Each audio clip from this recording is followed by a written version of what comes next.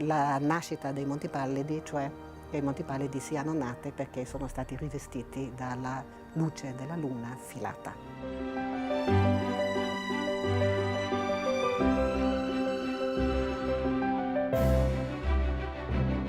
C'è una persona che veste e che prima che loro escano sta davanti alla porta e controlla da cima a fondo che siano perfette.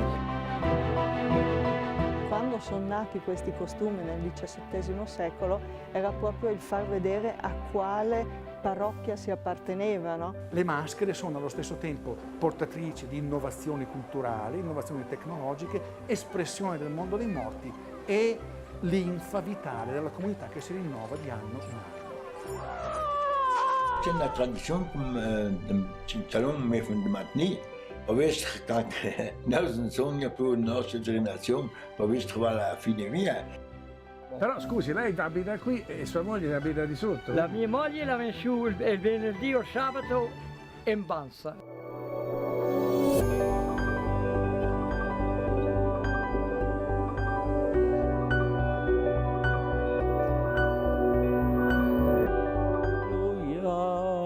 Sente che acustica, e la chiesa è fatta insieme la migliore.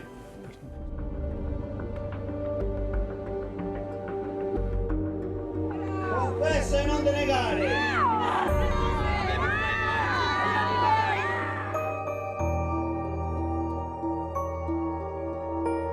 Si vedevano un po' come le rondini che portavano la primavera. E poi il gelato era buono. E poi il gelato era buono, sì, perché la tradizione zoldana è quella di usare ingredienti genuini.